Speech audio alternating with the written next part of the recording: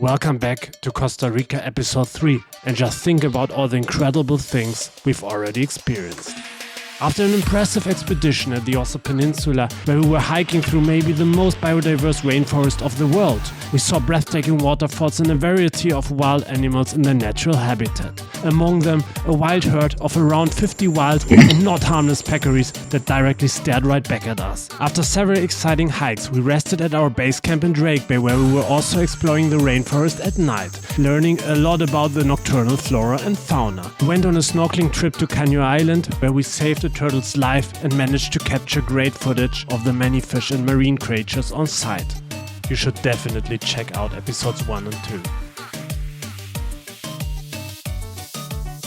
In this episode, we will travel back from Osa Peninsula to San Jose, but before that I want to give you a very short glimpse of what it's like to explore the rainforest by horse. Then we will take a boat ride through the Sierpe mangroves to Vita, visiting the wildlife sanctuary, investigating if they're really helping the animals in need or if it more feels like a zoo.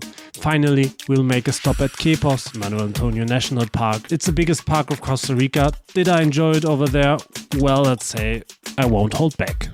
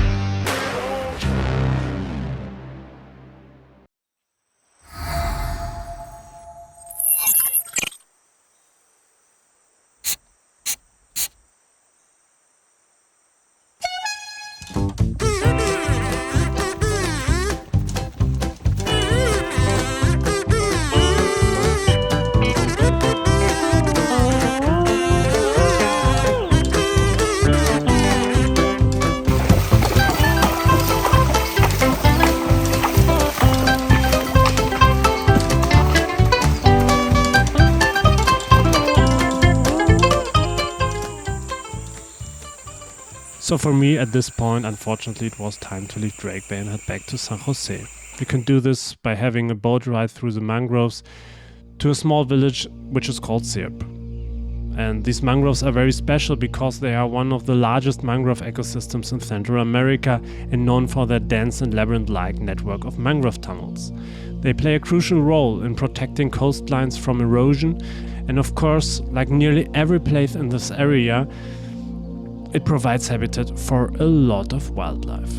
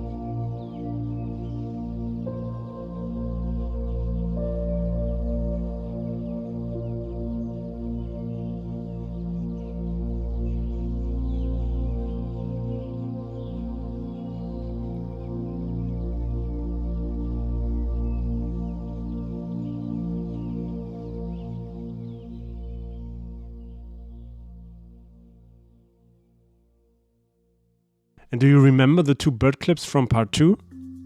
Well, in this area there are also living a lot of birds, so it's time for a third one. But this time it will be different, I promise.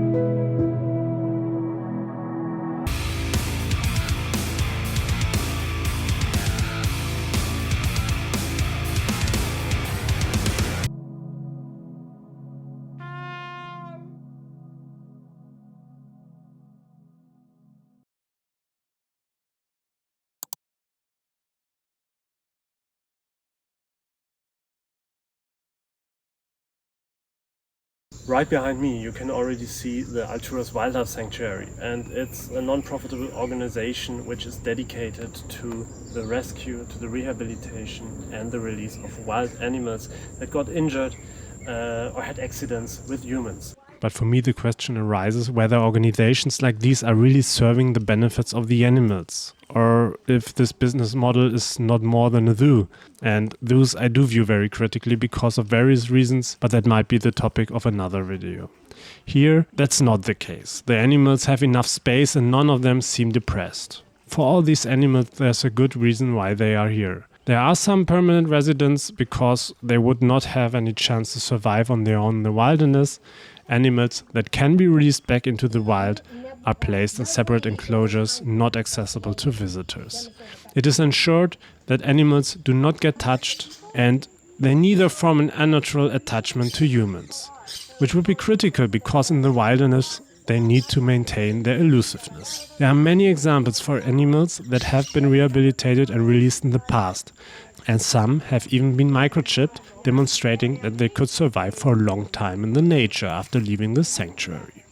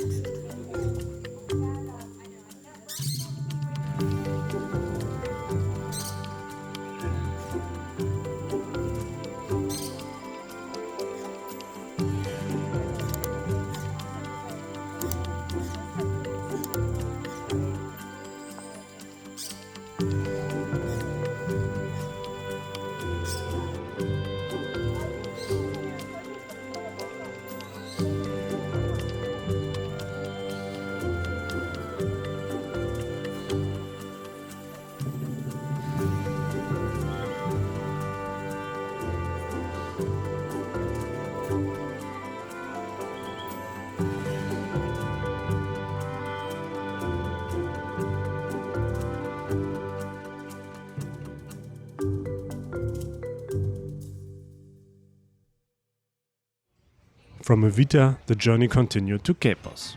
There you can find beautiful, luxurious hotels. If someone is looking for such accommodations, this is a great place to stay and likely better for you than Drake Bay, where everything is a little bit less luxurious. However, you might also spot an iguana wandering on your terrace stealing some flowers. What I want to say is, of course, there is also some nature and wildlife here, but it is less than at the Ossa Peninsula. Everything is more like a park. And what you'll find much more of here is people. Crowds of people. They are everywhere.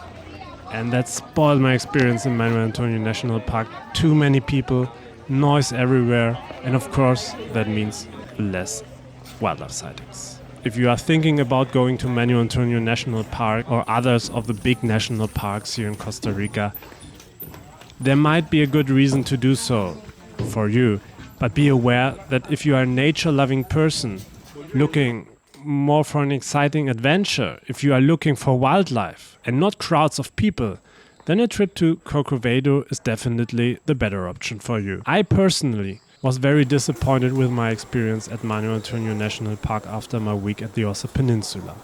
Even though I have to admit one thing, if you want to see sloth in Manuel Antonio, it's really easy to spot them because there's a lot of them, and in the jungle they often hang very high and have excellent camouflage.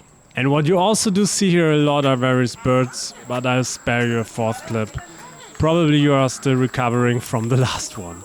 Don't expect this park to be very exciting. For me, this park is simply overcrowded. Well, that's just my personal, honest opinion. This was the last stop of my Costa Rica trip. If you're currently planning your own trip to Costa Rica, here are some tips that might help you. And if you enjoyed this video, subscribe to the channel to not miss any new episodes. See you in the next one in Lapland. Pack warm clothing, it might get colder.